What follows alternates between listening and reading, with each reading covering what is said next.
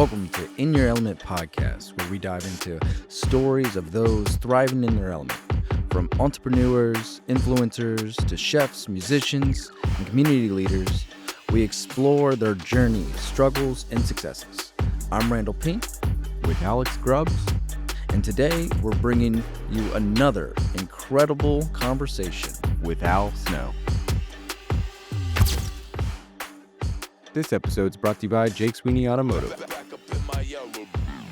I get my grind on and my mind strong, I'm working. I clock in when the night's long, so much time gone, but it's worth it. I'm locked in, keep the lights on, got my mind on my purpose. It's working, I flourish, I earned it. Can't tell me I don't deserve it, yeah. Welcome back. This is In Your Element podcast. I'm Randall Pink. I'm Alex Grubbs. And today we have Al Snow. Al, it's a pleasure to have you here.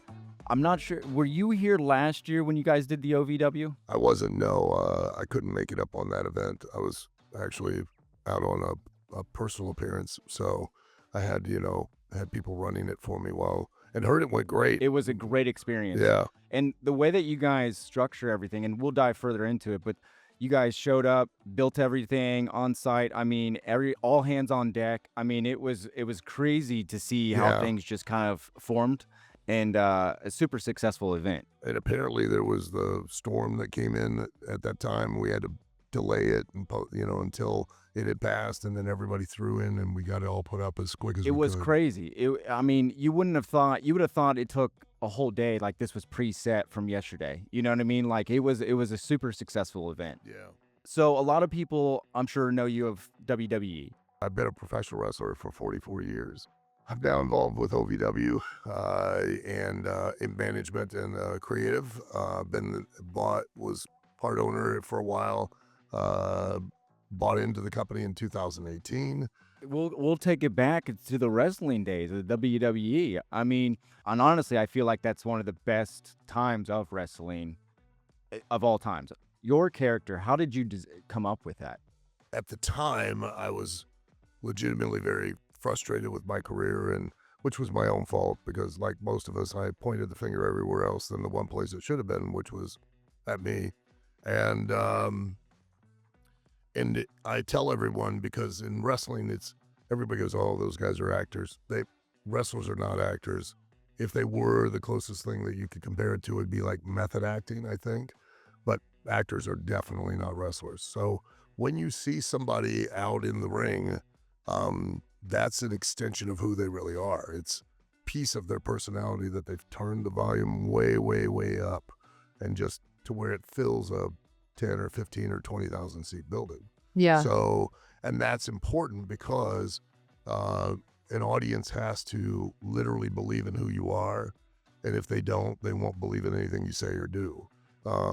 So once they do believe in who you are, the rest is gone. It's done, and you're going to be successful. So I had at that time was very frustrated. I was put on loan to another smaller company called ECW from WWE, and was trying to develop a way, because I knew there were two audiences, one that with WWF at that time knew me as a character there, and one that knew me prior to going there as myself.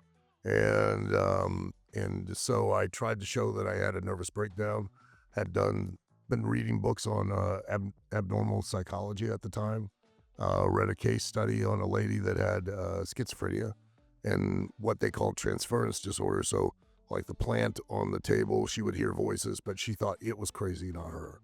And so I tried different things to represent that I had had a nervous breakdown to the audience. And of course, all the communication is going to be mostly visual, body language, things like that. Nothing really connected. And then I found a styrofoam head in the back one night at the ECW arena. And I was like, I'm going to bring that to the ring and treat it as if it's a person. Yeah. And I'm talking to it, and it's giving me directions, and we're arguing, and we're never getting along. And it clicked. It's stuck. It stuck. And then one night, a couple wrestlers brought me an actual beautician's mannequin head that they practice on, and then that was it. It just took off. And then the only reason it did was because it gave my frustration at that time a voice Yeah. to be really, to vent. And I would vent on the head itself and treat it as if it was really somebody that was interacting with me and talking to me. And people at that time really believed if you would like, went and, took a poll of how many people thought I was literally clinically insane, at least 9, if not 10 people would say that. It became iconic. Yeah. Yeah. It was a staple in your career. It was a lot of fun. I had a great time, and and it's still to this day people still react and love being a part of it. So I'm very blessed and very lucky that I was able to finally make something like that click. That's awesome to hear that backstory. There was probably some misconceptions of what was going on at the time before you actually became that iconic, symbolism of wrestling, honestly. When did you realize maybe what age or whatever the case is, that wrestling was for you? I was 14 and I made that choice that I wanted to be a wrestler and like that, and everybody, oh, well, you were 14, you would really know. But I did. And then this is how old I am. Not proud of it, but, back before there was cable television, back before there was the internet, you would go and there were wrestling magazines at the drugstore or bookstore. And I would buy those and they would list where the promotions, because back in that day, there were regional territorial offices. So there was one here that controlled Ohio and Michigan. There was one in Indiana. There was one in the Carolinas. There was one up in New York. There was one out in Portland, Oregon. So they would give you the city that the office was located in. So then I would, because I was too young to drive, I would walk to the public library, and they had white pages of those major cities in the United States. And I would go through and I would find the promotions office. I would get their phone number, and then once a month I would call them, trying to beg them to train me and make me a wrestler. And they would just, it got to where, sometimes they'd put the phone down and walk away. Sometimes they'd talk to me if they were bored. Sometimes they'd just hang up on me, and I'd call once a month.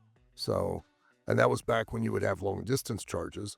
And my father was not very happy about that. Oh, no, you So, racked up the minutes. yeah, I did. Yeah. Yeah. You mentioned that you weren't liking your career before you got really heavily involved into the wrestling. So when you were trying to become a wrestler and people weren't really giving you the time of day, what route did you go? Did you have a different career? No, I never had a plan B. No. No. And I know that everyone says you should, but I have taken it that if you have a plan B, you're kind of already consciously telling yourself that plan A is probably not going to succeed. So why do that? It's all or nothing. You either do it or you Has don't. wrestling always been your career, or did Yes. you? Yeah. That's all I've ever done. Okay. I've never had a real job. I've always just made a living as a grown adult male, fake fighting other grown adult males in my underwear. You're living the dream. Oh, yeah. Yeah. It's awesome. Yeah. Being 14, I mean, you were already committed to your craft, right? And it was finding something that you're passionate about, that you're like, no. And I'm sure when you heard people kind of mimic you as far as, oh, wrestling, okay. Oh, and you're sure. Like, no, yeah. I'm going to go and do what I need to do and to get where I need to get to. Yeah. All the members of my family were like, what do you want to do that's fake? And, and thought it was a joke. And then years later, when I would become what they felt was successful, then then it was, I was always right behind you. I knew you'd do it. Like, no, you didn't. I pushed you. Yeah. No, you didn't. At that time, being 14, did you have any inspirations? Oh, plenty. I mean, none that anybody would recognize today, but yeah, there were lots of guys that inspired me and that I enjoyed and wanted to emulate in some fashion when I got in. But emulating or idolizing is great, but you really have to develop just who you are on your own. Yeah. And that for everyone, and no matter what the vocation is, that you have to walk that, and it takes its own time. Did you have any support growing up when you were trying to pursue this dream of yours? Well, no one, necessarily came out and tried to prevent me from doing it. Yeah. But no one went out of their way to enable me or facilitated either. I mean, it was just my decision, and then and then if they'd have tried to keep me from it, I would have just found a way around it. I love that. That takes a lot of dedication to kind of go against what everybody in your family is saying. And your dream has to be something that you believe in enough to be like, it doesn't really matter what anybody else says, I'm going to do it. Yeah, I mean, you just have to make a decision. That's the key. That's literally, people can tell themselves whatever they want, but your life is predicated and dictated totally on your decisions. That's it. You have 100% control of your life. You can make any decision you want at any time. I hear people all the time go, I hate this job. And I'm like, well, then leave. Well, you're not a tree. You're not planted in the ground. Anytime you can just get up and go. It's not like you can't find another job. Right. You choose, you make a decision that you're going to stay. So if it's that bad, you're not, this relationship, it's so terrible. Well, then leave. Yeah. In my opinion, everything in your life is nothing more than a story. That's all it is. And every story has a beginning, a middle, and an end. And for whatever reason, we fear the end of a story whenever you go watch a movie. You don't want it to end because you're really enjoying it, but you don't get to watch another movie until that movie ends. Yeah. You don't get to read a book until that book you finished, and then you get to read another book. The same goes with everything in your life. Just because one thing ends doesn't mean it's all ended. It means you just now have a chance to go have another story that might even be better than that story. It's just a fact. And everything has a beginning, a middle, and an end. We hate to hear that, but your life has a beginning, a middle, and an end. Everything about your life has a beginning, a middle, and an end. And why sit there and grieve the end when it just gives you another chance to have a different and new beginning? Yeah. Everything in life is temporary. Everything is, yeah. And realizing that, kind of can get you through the hardest times, but also appreciate the really good times too, right? To try to be present. That's one thing I'm always trying to teach my kids, just to be present in the moment. Yeah. But going back to what you were saying, I think everyone has like an inner voice in themselves, right? And it's a matter of believing in yourself to kind of get you where you need to get to or want to get to. Yeah. And again, in my opinion, I have no expertise in this at all, but I tell people all the time, kids and adults as well, you could do anything you want to do. Yeah. It's just, do you make the decision that, because nothing comes for free, you're going to pay in money, time, emotion, you're going to pay something to get something in life. You'd never get a free ride. So are you willing to do things that others don't do to have a life that others don't live? If you are, great. If you're not, that's fine too. But you can't then bemoan a life that you have because you made the decision to have it. And I know there are probably people listening, oh, that's easy to say, and you whatever, but you don't have this, you don't have that. You have no idea the things that I've had to face. I've never been given anything. That's kind of like when and I might be weird, which I've been told I am. The coolest people are. Yeah. I've never been called cool, but I've been called weird a lot. Today you have. I think you're cool. But, I see people on social media, I'm going to grind, or I'm back to, or put the work in. Look, I've never been given anything. I swear to you. And especially, in my career, it's never been a grind. It's never been work. I've gotten, and I work right now with OVW. I work 7 days a week. Honestly, like for the last 8, 9, 10 years with OVW, it's been a nonstop 7-day-a-week job, 24 hours a day, and that's not work. Why? Because it's what I want to do. I've made a decision that's what I want to do. And I want to create something that will outlast me. Well, then that's the price that I have to pay in order for that to happen. Then you make that choice. And if it ever gets to a place where, for me, it's not fun, it's not enjoyable, I'll just make another choice and go, I'm not doing that no more. On to the next. Yeah. And then we move on. Then we just go do something else. Mm-hmm. It's kind of like your legacy that you've left behind, which, by the way, I know in 2019, the OVW was like the first certified trade school for pro wrestling. So congratulations on that. Oh, thank you. Yeah, I would Yeah. love to know what led you to open that. Well, this all led me to kind of rib myself and buy a part of OVW was that I got frustrated in the fact that there are no standards as far as anywhere, as far as professional wrestling, as far as training or education, and it bothered me. And the what really set me off and was that my wife is a licensed massage therapist. So in any state in the union, and to have a licensed vocation, you have to go to a state accredited school. You have to be taught by a state accredited instructor. You have to have a certain amount of hours of education.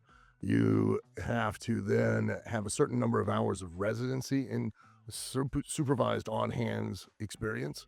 And then and only then do you get to take a test that's well supervised in a locked room where cameras are watching to ensure that you don't cheat, so that you then can now become whatever licensed vocation.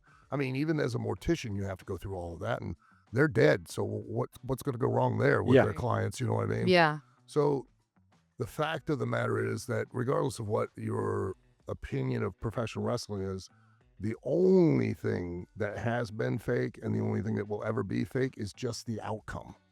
We know who's going to win and for what purposes to do what as far as entertaining an audience, to make people feel certain emotion. Yeah. As far as what you see in that ring, everything physically is quite real, and there is always a percentage of risk, no matter how minimal or how much greater it can become, of someone suffering a life-altering or life-ending injury. And at the time, I was on the independent circuit and was getting very, very frustrated that I was seeing young men and women poorly or completely ineptly trained. They didn't, and they had no physical conditioning whatsoever. Not just, I don't mean just on an aesthetic or cosmetic basis. I mean that because honestly and factually, if you see the guys you see on TV, they are high-level athletes as far as their conditioning alone. Not just to mention their spatial awareness and coordination and agility and etc. It takes a high level of skill that you have to constantly train to maintain and elevate, and to be able to perform safely for yourself and for the person you're in the ring with, not to mention for the audience as well, okay? So I've seen more and more and more young men and women that are just not even close. And so I took it upon myself to contact boxing and wrestling commissions that were in different states. One's in Maryland, one's in South Carolina. We have one in Kentucky, Missouri, Louisiana.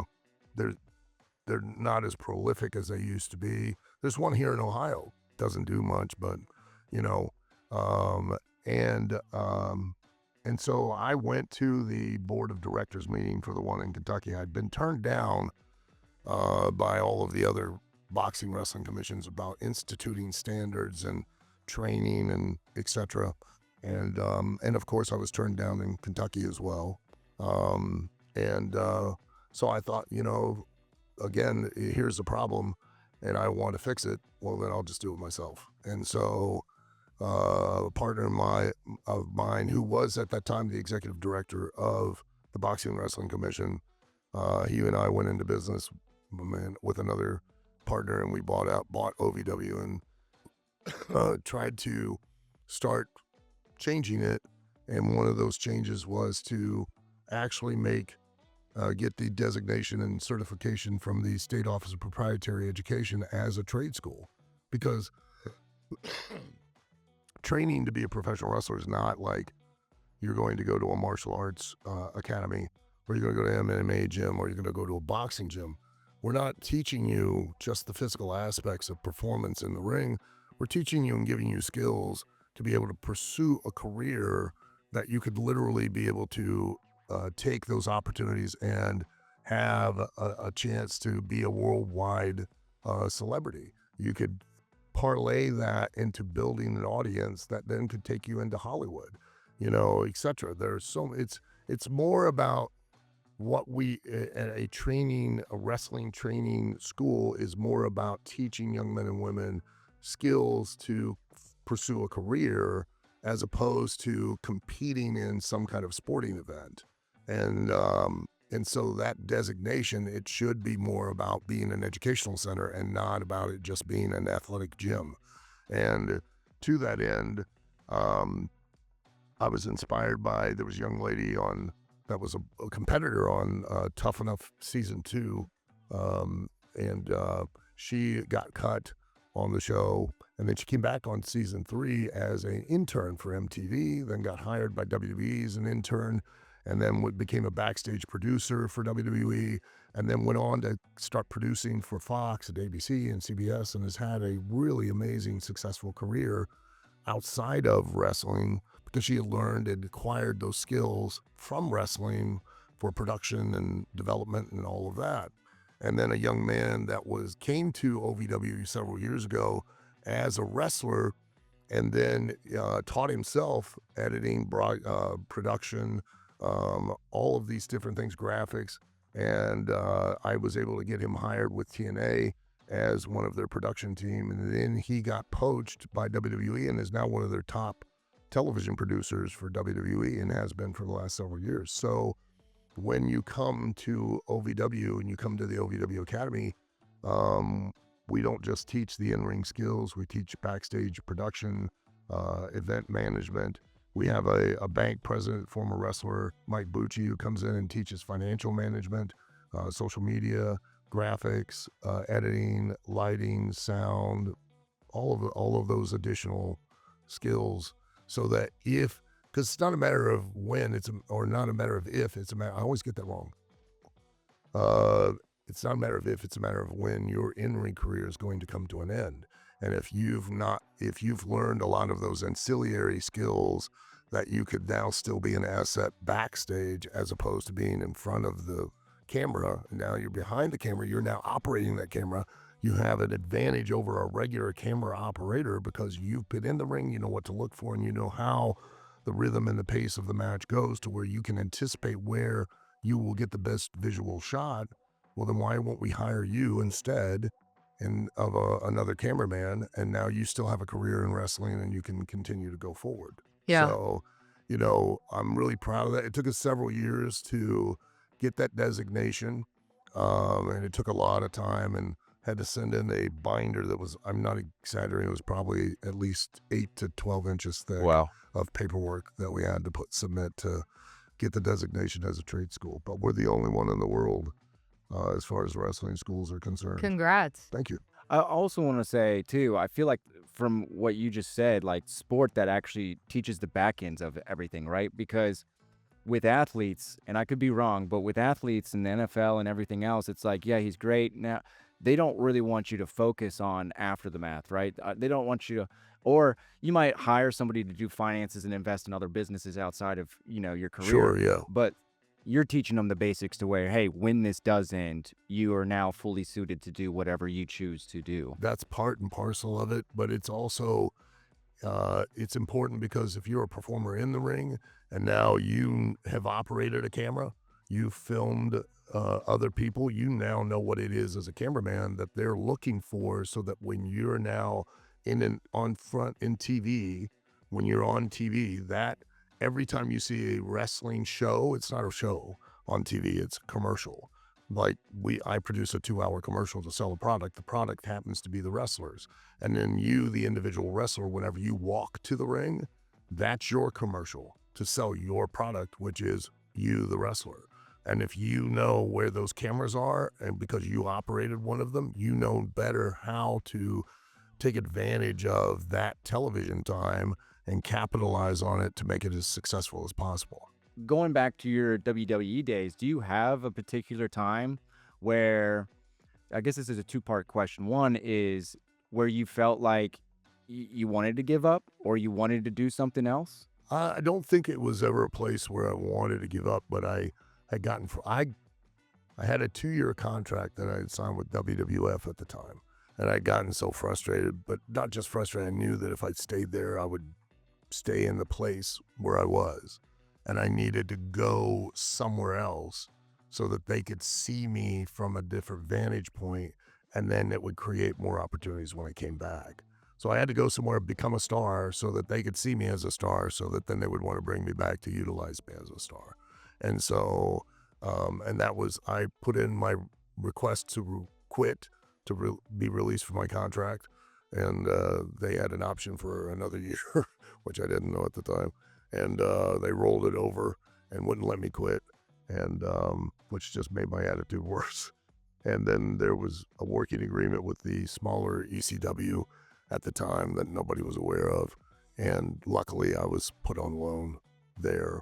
And then that was where Paul Heyman gave me the freedom to do what I wanted to do. And I was able to just create who I was. When you were in those contracts, like with WWF, were there ever any kind of limitations to like your persona? Like you mentioned in the beginning that Al Snow kind of became your channel to like your alter ego, and it was a way for you to vent like something that was deeper inside of you, and you really liked being able to express yourself that way and have the freedom to be able to do that. When you were in those contracts, were there ever limitations to like your freedom with that? No, That's good. not at all. Because you can't, again, it has to be you. Mm-hmm. So if you're not comfortable doing it, like even Vince, if you're not comfortable doing it, Vince is not going to make you do it, because Yeah. it's not going to work. Right. Like it's not going to communicate to an audience. And as a result, the audience is going to take an interest because they're not going to be able to believe in you. And that's the key in life, period. Like not just in wrestling. I've learned this. Like if you could get someone to believe in who you are, they'll believe in anything you say, and they'll believe in anything you do. Period. They will. If you don't believe me, just look at politics. Yeah. Well, I mean, also you carried her on a head, and that went like global. So And that's I proof right literally there. carried the head around, and like went to dinner with myself and the head, and No way. bought meals for both of us, and then argued about that they weren't eating, and I got kicked out of a lot of public places. Oh my I gosh. love that. And they'd be, I had lots of times manager come over and, you're making the rest of the customers uncomfortable. Well, they're making us uncomfortable. So who's going to win here? Well, we're going to call the cops. Okay, well, I guess we're going to go. Oh my Can you gosh. box this up? She, Are you finished with this? yeah. Yeah. How long did that last? Like, how long did the head persona last for you? Still now. Really? Yeah. You're like, it's in the car. I got it Yeah. right here. Well, She wanted to come. no, they wanted to sleep in. So, Yeah. they were out late last night. Boy, if they get to drinking, they're out whoring around all Oh night. Yeah. my Yeah. gosh. Then they're at the strip clubs. And you're like, come on, we got to go. Is your head a they or is it a she? Does it have a Because there were name? multiple personalities in there. And if you name one, you got to name them all. So, Yeah. I just refer to them as they, them. So it All was of just them. simpler. Yeah, it was because there's a lot going on in there.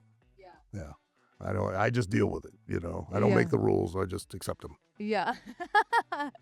That's smart. Yeah. Yeah. I love that.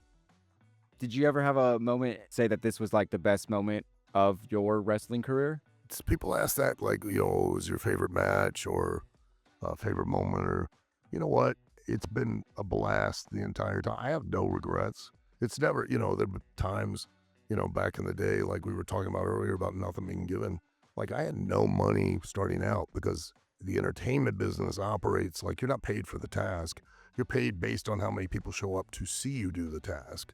Well, when you first start out, you don't have a name.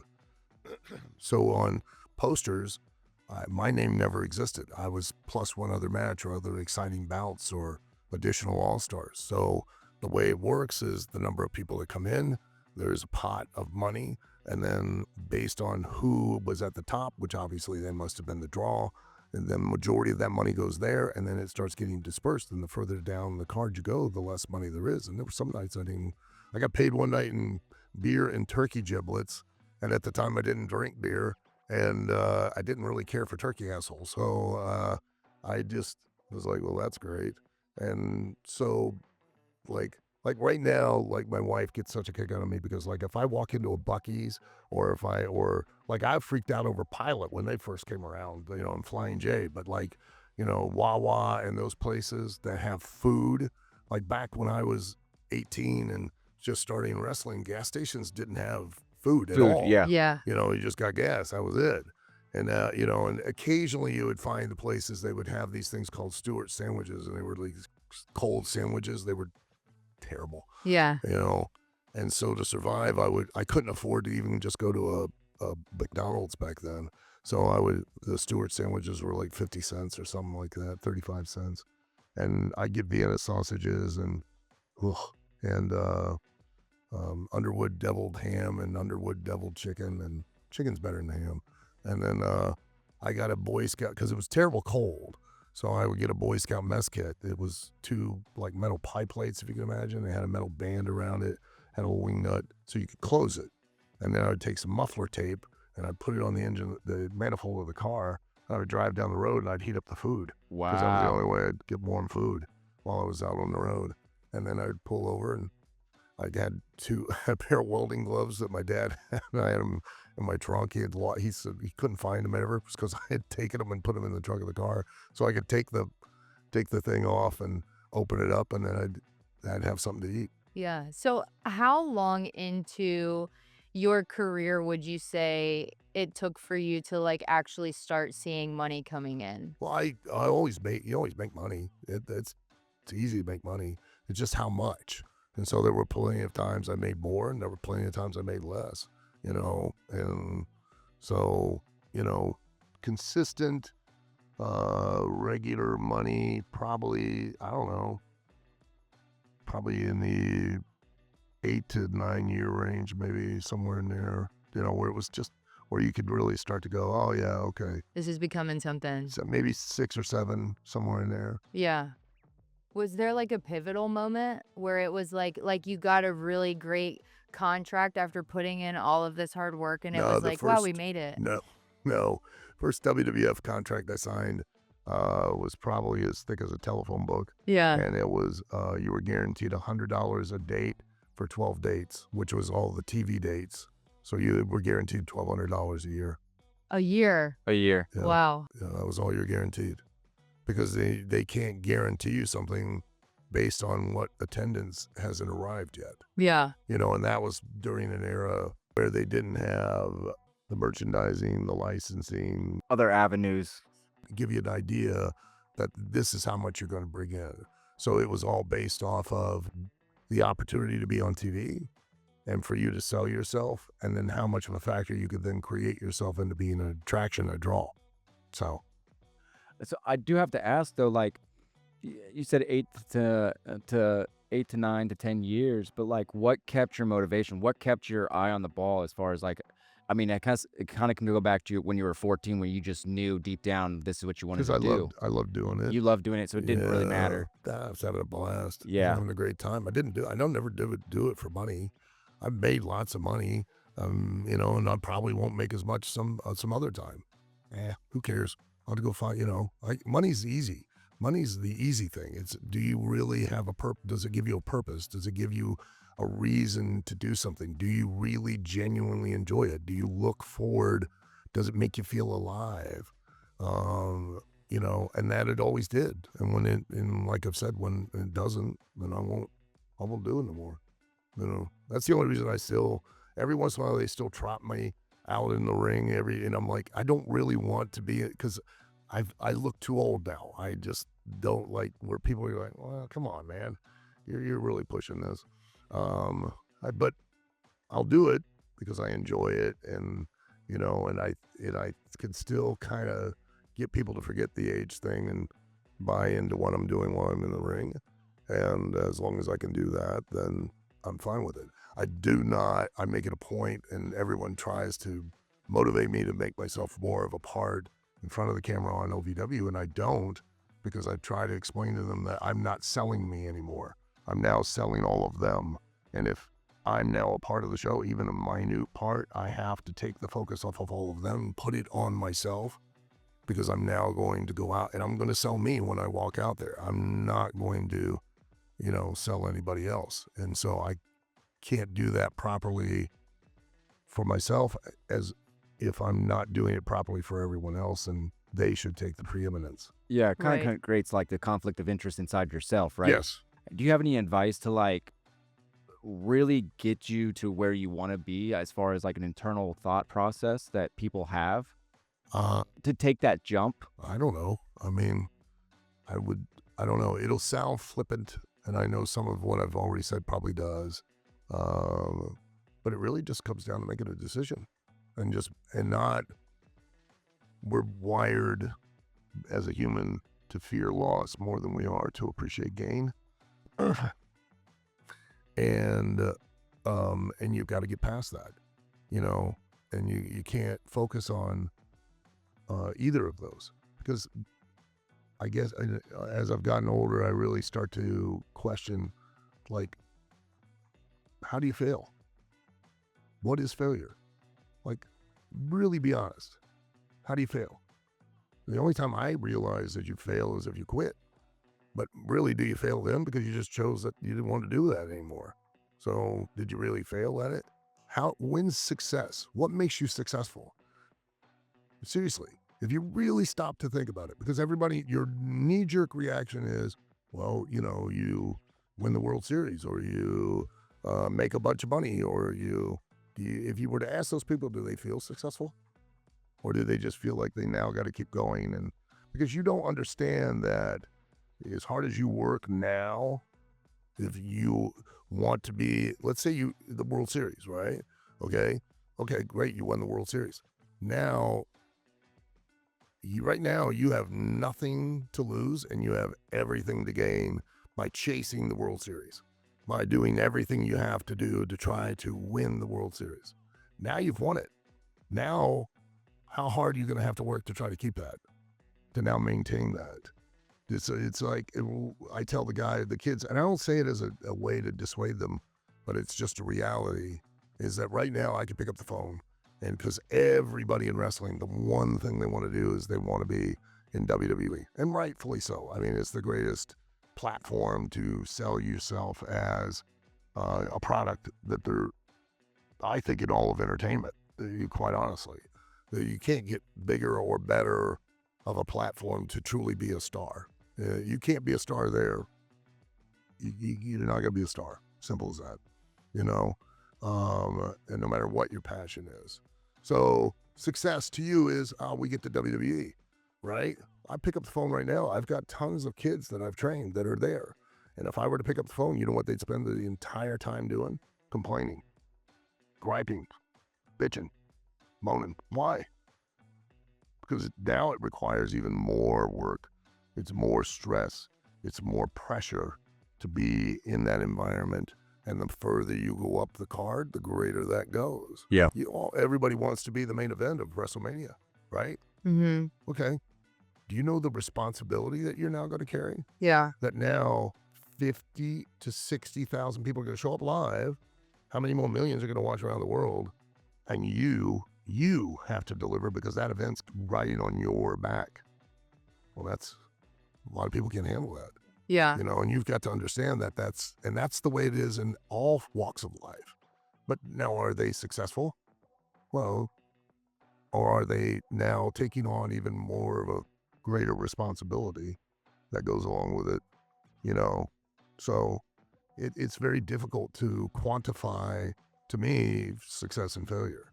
I think I am really ultra successful. Am I rich or wealthy? No, I'm not. I do okay. I do just fine. I'm comfortable. But am I rich and successful? Do I own a mansion? No. But I've been able to do what I love to do for 44 years and not had to do anything else. And I feel like that's success in itself, you know, as far as in your mind. But again, in itself. Yeah. No, it's successful. Yeah. To me, you know, or some would say, well, you failed. You didn't win a world title. You didn't main event WrestleMania. Well, It's not what you wanted. No. Obviously it wasn't, because if it was what I wanted, I would have found a way to do it. Yeah. Right. You know? You've been doing what you love for 44 years. So Yeah. that, I feel like that's one thing that it's a misconception of failure and success. I totally agree with you. And we're in a society where, you know, obviously financials come with that. Oh, successful means money, but it's not. I truly feel like, because we've all had jobs where we absolutely hated, and finding something that you're passionate about, regardless of the money on the back end, like that's what's worth living for, right? Sure. And there are aspects of every job that you're going to hate. Yeah. There are aspects of this that I don't enjoy. You know, it's not all sunshine and roses when I wake up and I go, oh, God, I get to do this again. Yeah. today." Yeah. You know, there are aspects of it that kind of suck, you know, but if you were to speak to The Rock, I mean, that guy has got to be working 24 hours a day, 7 days a week, and everybody just sees what you get to see, which is from the outside and what they present, which it's all glamour and it's all glitz, when really it's a job. And it's a really incredibly difficult, high pressure, high stakes job that he has to Maintain. do. Yeah. Yeah. Yeah. Well, and it's kind of like people, glamorize the idea of being famous, and then they don't really understand the reality of, okay, but once you get there, that's a lot more pressure that you now have to take on. So it's like your bar just has to keep raising. Yeah. But now let's not confuse fame with being a star. Anybody can be famous these days. Anyone at any moment can be famous. But fame is useless, and it's fleeting, and it Temporary. especially in this day and age, it'll last a week. But if you're a star, and that's the thing that takes the real aspiration is to be a star, then once you're a star, you're always a star. Yeah. That never changes. Yeah. I do want to ask you about your Netflix show. How did that come to be? How was the experience? Did you feel like a star? I've never really felt like a star ever. No. I never did it for that reason. Yeah. No. But how was your experience on the Netflix show? It was awesome. It was tiring because they came in the end of May, the last week of May that year, and then they were there until the final week of August, and they were with us. The film crew worked, and they were amazing, and they were filming 12 to 16 hours a day, every single day. It was not scripted reality or anything. They would come in and they would try to, at first, come in and go, hey, we want you to, and I go, no, I'm not doing that. And I told Greg Whiteley, the director, who came in and said, we want you. We want all of you to be you. And we want to be the genuine and just document. And I went, that's fine, because I'm not going to say or do anything different when you're here than what I would when you're not here or when you leave. Because when you leave, like, I've got to go back out in this world, in the wrestling world, and I've got to now answer for everything that you're going to show. And so it might as well just be who I am, who I really am, and not something that you've characterized. So that was kind of what we did. And yeah, they were there a lot. I mean, it got a little wearing, always having them there, but it was great. The crew was so good and so talented, and Greg Whiteley, who he directed and produced Last Chance U and Cheer, and like a bunch of other incredible documentaries. And so he's the real talent. He and the crew were what made that so great. They were awesome. So just incredible. And it came to be just a 1 in a million couple of guys. Craig Greenberg, he and his wife knew a woman who was an executive producer for BBC America. They were high school, I think, or college, and they met up again at a wedding. Conversation started. Then it went to, she brought it back. One of the executive producers, Alejandro Melendez, kind of got intrigued by it to the point where he came out, filmed a teaser thing because he wanted to pitch it to Greg Whiteley, a teaser tape. He pitched it to Greg. Greg then, who was associated with Netflix on a developmental deal, was under contract to produce and develop documentaries because of the success of Last Chance U. He was like, I gotta do this. Came out for a week, filmed, then gave the teaser to the executives of Netflix, and then it got greenlit, and we were off to the races. So it was a 1 in a million opportunity, 1 in a million. Things just stacked up on one another. Yeah.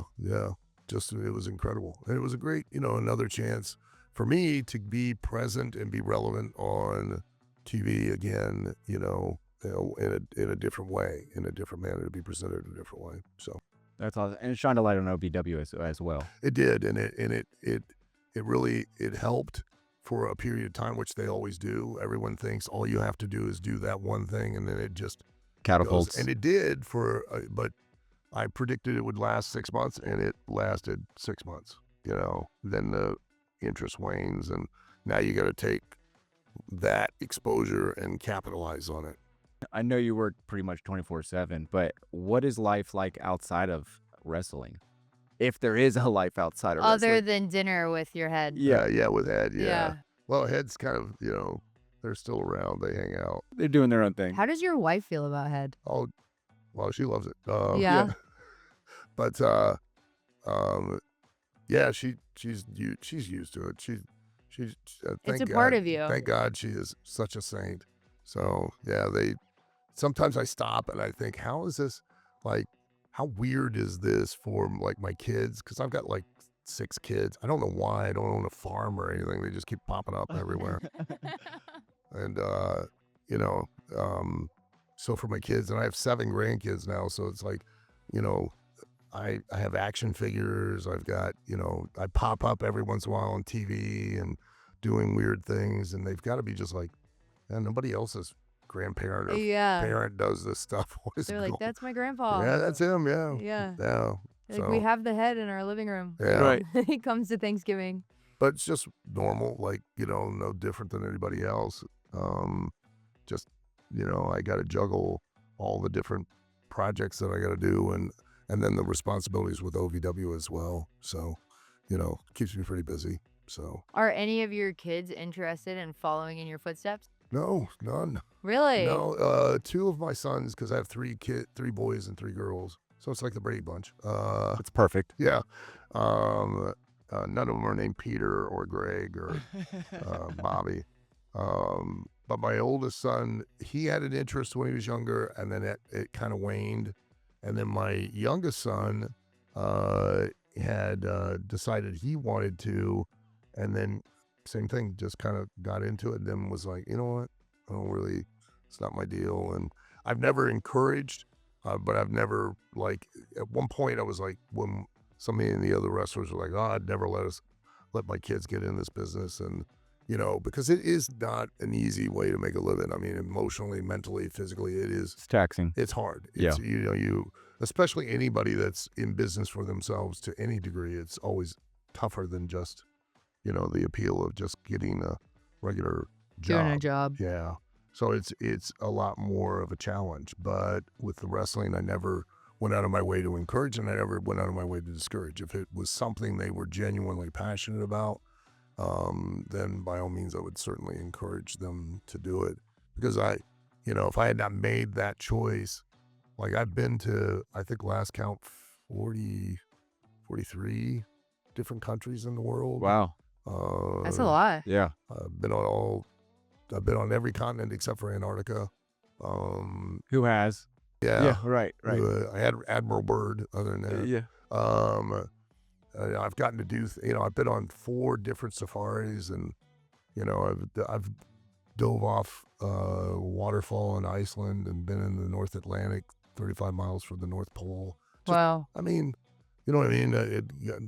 Snorkeling in the Persian Gulf and stuff like that. So I would never have gotten to do any of that. I grew up in Lima, Ohio, the ghetto cornfield. So, Yeah. the likelihood of that would have been slim and none, and slim went out the back door. Right. If it hadn't been for doing such a goofy job as fake fighting other men in my underwear for money. So, Yeah. Well, you believed in yourself at a young age, right? I want to encourage people to kind of find a passion that you enjoy doing, and it doesn't necessarily have to pay, but just find something that you enjoy doing, whether it's a hobby or not, and just kind of pursue it. Because I think today's society, like, it's tough, right? We always talk about mental health and stuff like that, but finding something that you're truly passionate about gives you that purpose in life to do other things, and Yeah. it can lead to all those things that you and just life's mentioned. not tough. Life's the best thing going.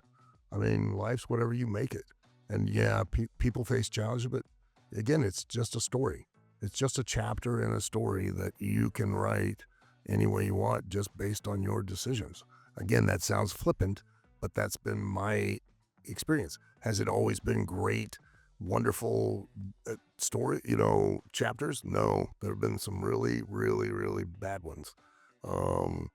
But in the overall, it's been an adventure and it's been a blast. And, I've not just been alive, I've gotten to live. Right. I So, do want to ask about a specific chapter that I found where you were a real life hero and rescued a kid oh, that was drowning. I wasn't a I'm hero. so interested to know the story behind that. I saw that he got like caught in a rip current in the Yeah. ocean. Yeah, we were in Destin, Florida. It's funny, like, we were going to leave the day before. And Yeah. then the day before it was really bad, cloudy and rained, and we didn't really get much time at the beach. So we stayed an extra day just to go to the beach that day. And then I was out in the water, and there was a section as we came up, came down to the beach. There was a section where they had the lifeguards were standing, and they had cones. And apparently in that section going out into the water was where there was a rip tide and rip current. And nobody was allowed to go in that area where those cones on the beach were designating that was where it was. And I was, we were there for a couple hours and was out in the water just hanging out. And all of a sudden I heard this little boy, and it was a bit of a distance away, like yelling for help and yelling for his mother. And his mother was up on the beach, and she didn't hear him, I guess, wasn't really paying attention. And I kind of looked, and I could see he was swimming. I was like, was he yelling for help? And then I realized he was going backwards.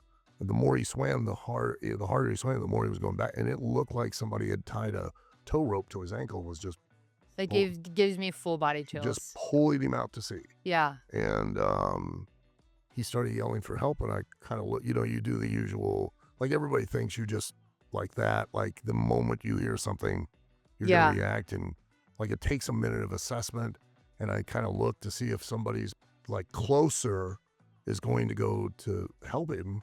And I was like, well, crap. So, and he was getting further out. Yeah. So I went racing through the water as fast as I could, and I just as I grabbed his hand, if I had missed his hand, that'd have been it. You'd have been gone. Because it would have been so deep that it probably would have taken us both. So even as it is, I grabbed him and I pulled him to me, and the water came in and put us under, and I could feel, like, even at my size, I could feel it pulling me, and I planted my feet, and it started to pull me out to the ocean, and I somehow just luckily got lucky, and because apparently you walk at an angle, you can break the riptide, and so I started walking at an angle and got back Wow. to the beach. And really the only reason I walked at an angle was because his mother was on the beach, kind of at an Thank angle. God that's where she And was. I was, well, instead of, if I'd have walked in a straight line, I wouldn't have been able to resist Yeah. the pull. It would have taken us both out. So That's crazy. yeah, and there was a point where when the water came on, I thought, well, this is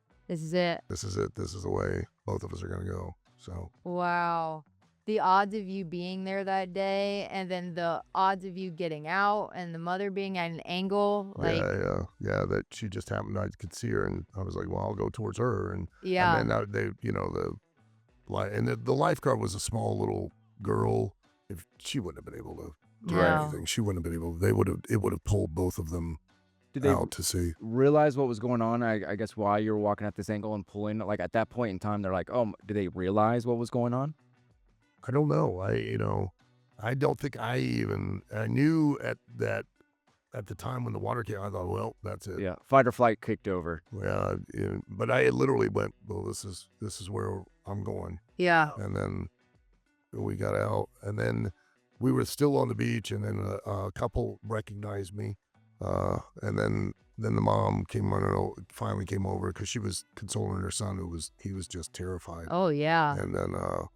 And then they came over and thanked me and everything like that. So yeah, and I still have a little like angel thing that the son made for me. Oh, Aw. I love that. That's So- awesome.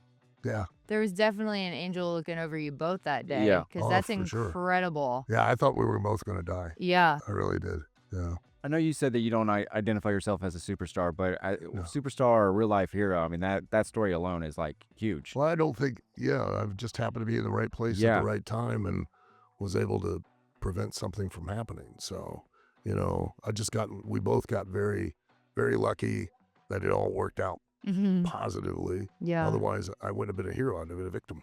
Yeah. Yeah. So, and I didn't. I just you don't think, you don't make a decision, you just act. Yeah. You just do. You just do. That was very selfless. That shows how genuinely selfless you are, and I think that that's really incredible. You're a very humble man, Yeah. which we can appreciate. Yeah, absolutely. Absolutely. I'm a very I'm just like everybody else, just as selfish and hypocritical and as anybody else. So Wrestling's obviously in your element.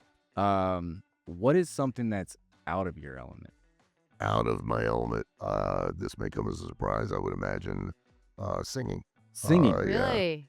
I don't know. You sound like you have a beautiful shower voice. Yeah, I don't know if I actually. Baritone. Singing. Okay. All right. Yeah, that would be out of my wheelhouse, I think. So you're not coming to karaoke night. You're like, No, I don't think so. I did do karaoke in Japan one time, and that was only because they had Blue Oyster Cult's Godzilla on the sheet, and I thought it was funny to me that I Yeah. was singing about Godzilla in Tokyo. Oh, Yeah, you can't miss that opportunity. No, you're like, all right, this is All right, I'll do it, I guess. I was entertained by it. I don't think anyone else saw the irony No. like I did. but you were having fun. I was having a blast.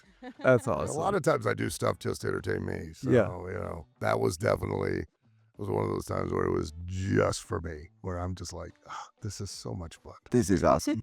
Like, I can't wait to tell somebody who gets it. Oh, no, look out, Tokyo. Here comes Godzilla. And they're all sitting like, what are you doing? right. And I'm just laughing the whole time, doing it, just thinking it's the greatest thing in the world. That's it was awesome. terrible. Oh, I So- love that. Now we know. Yeah. Well, we appreciate your time today. Thank No, you thank so much you. for coming Yeah, out. thank now, you. real quick, do you Yeah. have any events coming up that you would like to speak on? Yeah, August 15th, we have an event here at the Foaling Center because people could not just be happy with bowling or football and decided to combine. Foaling. Bowling. Yes. Yes. Got it. So the Foaling Center right here in Cincinnati, we're going to do it used to be called a pay-per-view, but now it's called a premium live event, or what we call an OPE or I don't know what it is. So basically it'll be broadcast all over the world. Here at the Foaling Center, we're doing an event, the Race for the Crown, where we crown the king and queen of OVW. So we're running that tournament on TV for the next, it'll be only 2 weeks now. We started last week, so we'll have 2 weeks that we have qualifying matches, and then we'll have the final matches at night at the Foaling Center. So Nice. Well, I Great. will definitely be able to tune in on that. yeah, for it's sure. going to be a big event, and you can watch it for free on YouTube, and I encourage everybody to do it, or come here live, please, and buy a ticket and be at the Foaling Center. We really endeavor for OVW, the goal is for me, and has been always the objective, is for me to be able to provide a national experience on a regional expense for a family. So like everyone nowadays is complaining about, since TKO bought WWE, that like the expense as far as ticket prices is just astronomical. Yeah. It's just crazy. And so like if you are a regular family and you want to bring, your kids and your wife to an event, you're looking at, it sounds ridiculous to say, but probably anywhere from $500 to $1,000, Wow. depending on the seats that you buy. Yeah. And that's not even if you buy any merchandise for the kids or any concessions, anything like that. It's just attendance. And so, we try to provide the same experience that you could get, not on the same obvious budget as far as production is concerned, but close. But as far as the quality of the experience, what you'll get in the ring, it's much more intimate, and it's much more on a basis that you can afford to bring your family to do and still have a good time. So, and we produce a edgy, adult-themed, family-oriented show. So if it's not just for kids. There are things on the show that you as an adult will get, but you're not going to have to sit there and put your hands over your children's ears or over their eyes, because it's not going to be to where it's not There's going a to fine line there. be where it's not going to be appropriate for them. So Well, I appreciated your experience. I was here for last year for it, so Yeah. for the OVW. So it's a great show. It's a great experience for your kids as well. So good. looking forward to tapping in with the Foaling. And it was a pleasure to have you. Thank you guys. Yes. Appreciate the Thank time. you so much for coming out. Yeah, it's been a lot of fun. It has. This has been In Your Element podcast. I'm Randall Pink. I'm Alex Grubbs.